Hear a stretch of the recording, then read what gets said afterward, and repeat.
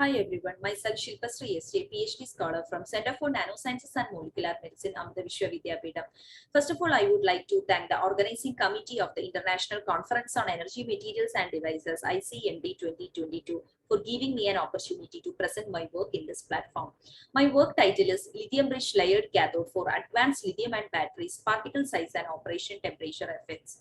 As we all know, the lithium-ion battery dominates the electric market ever since its first commercialization happened in early 1990s. It owes the attractive properties of high energy density, low self-discharge, long durability, miniature in size, lightweight, and safety. Energy density of a battery is always determined by the specific capacity and average voltage of the active material used in it. Thereby, implementing a high voltage and high capacity cathode is inevitable for high-end application of lithium-ion batteries. Figure E shows the boom of electric vehicles across the globe over the past years. It is seen that after 2040, there shows an exponential growth of electric vehicles across the globe. And since NCA and NMC are the two major cathodes which we use in the electric vehicle applications, the price of cobalt is also soaring day by day. In 2017, electric vehicle dominates the energy output of lithium-ion battery compared with other application areas, and a huge shift to 75% is forecasted by 2025. And also when we look into the NMC share out of the other cathode materials, in 2017, it was only 33%, whereas it is forecasted to be of 70% by near 2025. So this overall says the demand of cobalt as well as the price hike of cobalt in the near future. In this context, it sheds much light for the scientific community to focus on lithium-rich layered cathode, which is a cobalt-free lithium-rich layered cathode, lithium excess LNMO. This material basically consists of a solid solution of robohedral as well as monoclinic phase, having a reversible capacity of 250 milliamp per gram and high average voltage greater than 3.5 volt.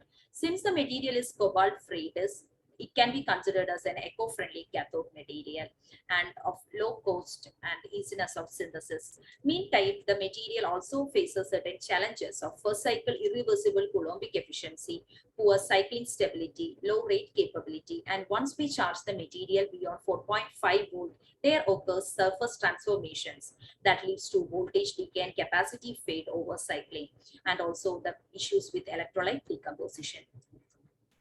In this study, we focused on effect of two different nanoparticle size based on selecting two different lithium precursors. What we have done is we prepared two sets of lithium-rich LNMO samples via sol-gel synthesis. In the first set of sample, we used lithium acetate dihydrate as the lithium precursor, which is added to the nickel and manganese precursor solution, whereas in the second set of samples, we used lithium acetate as the lithium precursor. So in the presence of hydroxide leads to slower nucleation and higher growth rate that ends up in larger particle size, and the sample is named as LR150. Whereas the sample in the set of synthesis which we used lithium acetate as the precursor, it leads to fast nucleation with smaller particle size, and the sample is named as LR40.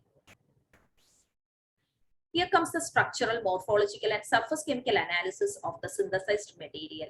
Figure 1A shows the XRD pattern of LR40 and LR150 sample, which seems consistent with the literatures reported for layered materials having R3 bar and space group. And this indicates the phase purity of the synthesized material.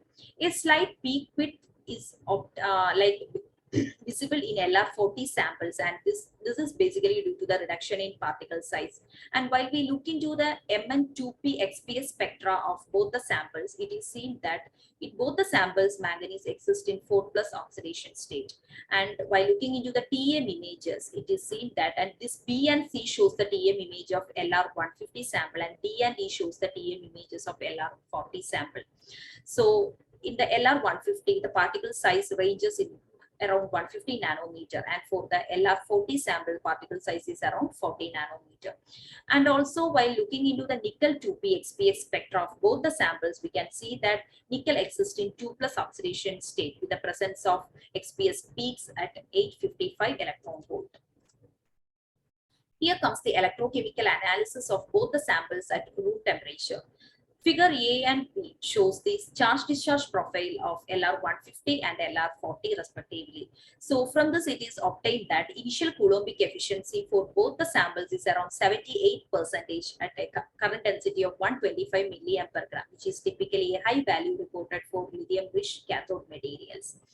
And when we look into the rate capability test, at 1 amp per gram, both the materials delivered almost same capacity of 137 milliamp per gram.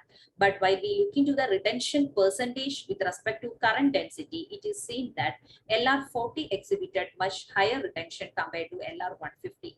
LR150 could only retain 64% at 1 amp per gram, whereas LR40 retained 93% at 250 milliamp per gram and 73% at 1 amp per gram. We did long cycling of both the samples at different current rates. E depicts the cycling data at 500 milliamp per gram, whereas F shows the cycling data at 1 amp per gram. So in both cases, LR40 shows much stability compared to LR150 with a higher capacity. We extended the study to the high temperature of 55 degree also. It is seen that over 200 cycles, LR40 exhibited a higher retention of 57% over 200 cycles and 74% over 100 cycles. And capacity ways also, it is seen that LR40 exhibited slightly higher capacity than LR150 at the end of 200 cycles. We did the voltage fade analysis of both the samples at room temperature as well as high temperature. So in the first figure, it is seen the voltage fade analysis conducted for both the samples at a current density of 1 amp per gram and a room temperature. LR40 exhibited a slightly higher polarization of 0.56 volt compared to LR150. And when looking into high temperature also, it is obvious that LR40 exhibited a slightly higher voltage fade compared to LR150. So when cycled at high voltage of 4.8 volt, surface transformation occurs due to the transition metal ion migration, and this leads to higher voltage polarization, because for LR40 sample, due to the smaller size and more surface area is exposed to electrolyte, that resulted in increased voltage decay. So from these data, we assume that maybe implementing a surface coating would prevent the material surface from phase transformations and thereby improving the electrochemical performance further. So here comes the conclusion of this work. The XRD reveals the phase purity and TEM confirms the crystallinity as well as the particle size of the synthesized material with 150 nanometer and 40 nanometer respectively. And the LR40 sample exhibited a retention of around 89% and 61% at a high current density of 1 amp per gram over the 100 and 500 cycles respectively. And even at a high temperature of 55 degree, LR40 exhibited a good cycling stability with 74% retention over 100 cycles at a high current density of 500 milliamp per gram. And charge transfer resistance for LR40 decreases upon cycling, which could be correlated with the surface phase transition, while more microstructural analysis necessary for the confirmation. We suggest that possible surface engineering could be considered for the further enhancement by suppressing the oxygen release and thereby voltage fade over the cycling. So overall, cobalt-free lithium-rich lithium excess LNMO with lesser particle size can be eminent cathode material for future advanced lithium-ion battery applications. These are the references which I have used for this study. And thank you everyone for your attention.